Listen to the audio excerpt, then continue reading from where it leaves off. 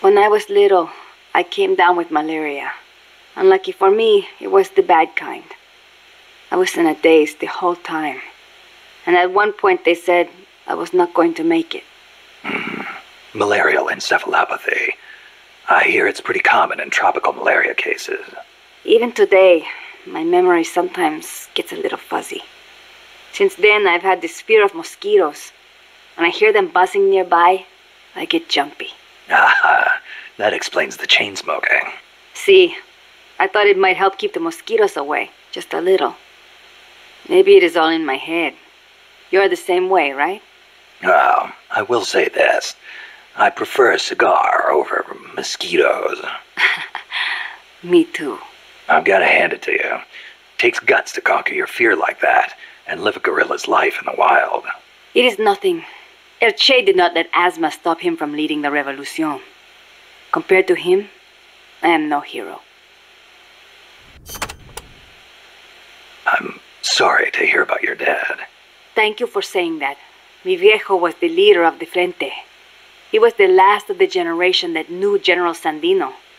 He saw the general's exploits firsthand as a boy. He would tell us stories about it all the time and about how the general was assassinated. Did you know he was getting money from the KGB? I had some idea, but I did not have the courage to confront him about it. I know it was a painful decision for him to make. I can imagine. Yes, my father was a good man.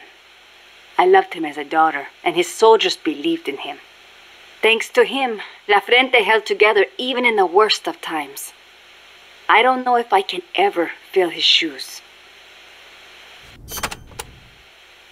Chico's 12, right? Right. Isn't he a little short for his age? Malnourishment. Food is hard to come by when you're running around in the jungle. He's got quite an appetite. I know. I didn't want him to come in the first place, but there was no one to take him in. I had no choice but to look after him. Don't be so hard on yourself. Sometimes it's better for a kid to be with his family than far away in a safe place. Thank you. Promise me this, though. When your fight is over, make sure he gets a proper education.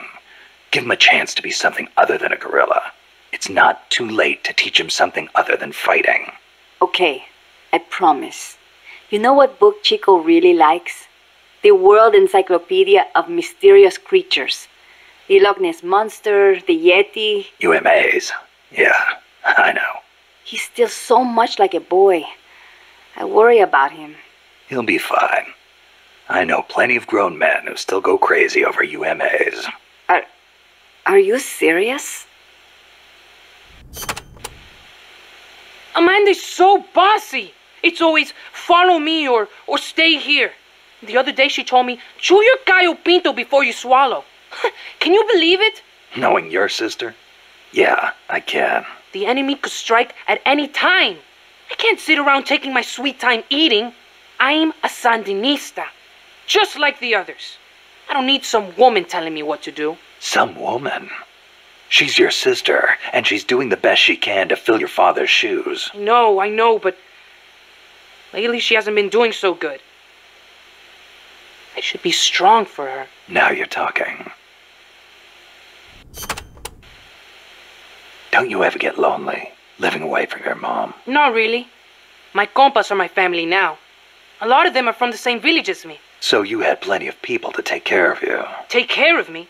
I'm a warrior, like any other Sandinista. We look out for each other. That is how it works. Sorry. Guess I misspoke. Now we're scattered because of that colibri. Wonder where everybody went. Hey, Snake. If you see any Frente prisoners, please, you gotta get them out, okay? Those guys are solid, every one. You could use them in MSF. Hey, Snake. Are there any jobs for me here at Mother Base? I can do anything. You don't have to work, you know. Don't treat me like a kid. I'm a man now. Okay, then. What are you good at? Let me think. Everything! Put me on any team. I can pull my own weight. Well, you are young. You'll probably be a fast learner. I'll think of something. Anything you need, boss. You'll see. I can fight as good as anybody. The supply staging point is at the eastern foot of Irasu. There's a rail terminal there. They'll probably transfer the nuke from the train onto a truck. Gotcha. I'll have to catch them while they're moving the cargo. But you might run into El Basilisco. Keep your eyes peeled, Snake. An 80-foot-tall walking behemoth. The CIA's new weapon? Could be. Too bad it's not actually a dinosaur. I think they're testing it up at the base on top of the mountain. I met a guy in Russia who described it as a metal gear linking infantry and artillery. Metal Gear. I've got a bad feeling about this. Like maybe it's connected to everything that's happening here somehow. The nukes? You don't think... What else could it be? If it is up there, I'll just have to improvise. Either way, I won't know until I get there. Watch your back, Snake. There's a lot of banana cultivation along Costa Rica's Caribbean coast. The area is dotted with banana plantations. Bananas have been Costa Rica's main crop since they were introduced from Panama in the 19th century. They bring in a fair amount of foreign currency. A real fruta de oro, huh? See, but exporting all those bananas require a ton of land. Hence all the plantations. Clearing all that forest just to grow bananas robs animals of their habitats.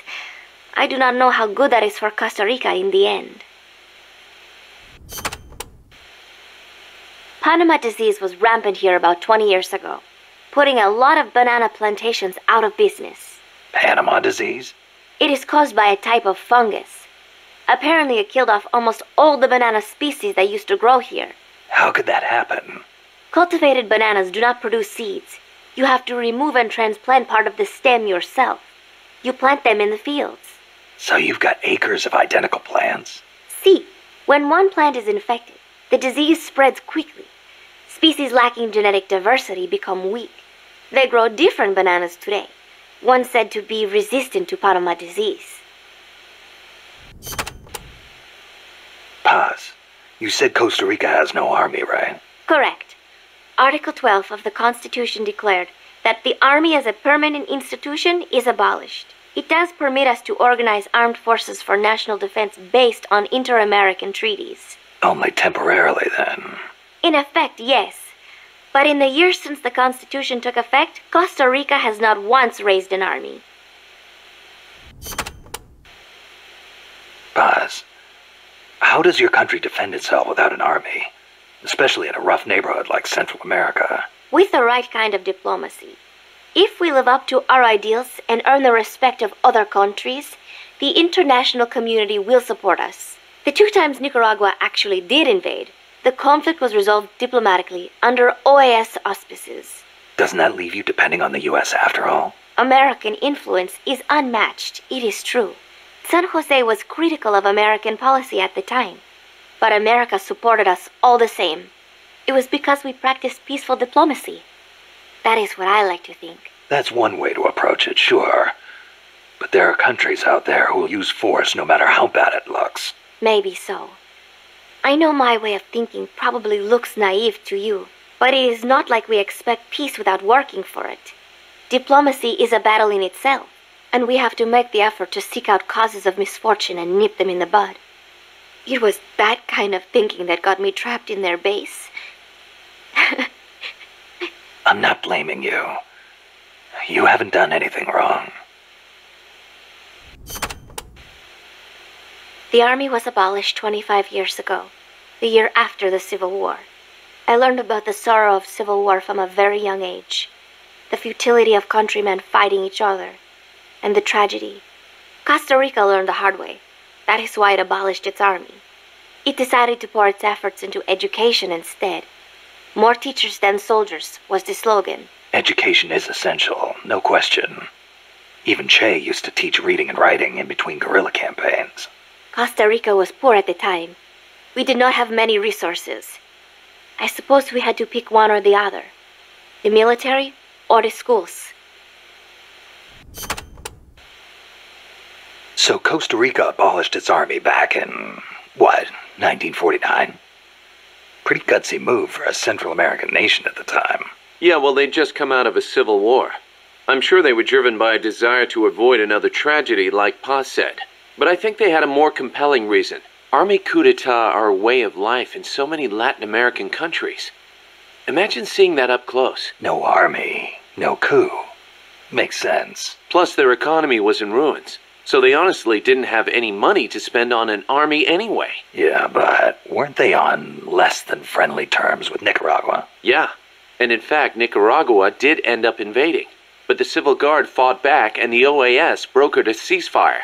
The US and the rest of the OAS had their back, and they used it to full advantage. For a quarter century, they survived in the powder keg of Central America.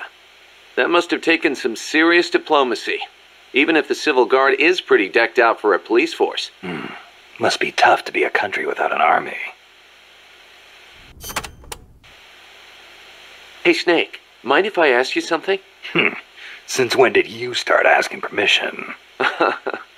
So, you used to be part of a CIA paramilitary unit, right? That's right. Ever do any ops in Central America? No, not personally.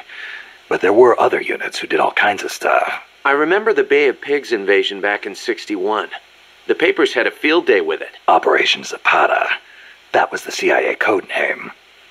The whole thing went south. Then there was Che Guevara, being hunted down in Bolivia. I heard the CIA had a hand in that, too. There were several units similar to mine. MSP, SOG. They'd recruit former special forces, train them as intelligence agents, and send them on deniable covert paramilitary operations. One of those units trained the Bolivian army in counter-guerrilla tactics. And then had them shoot El Che. So the story goes.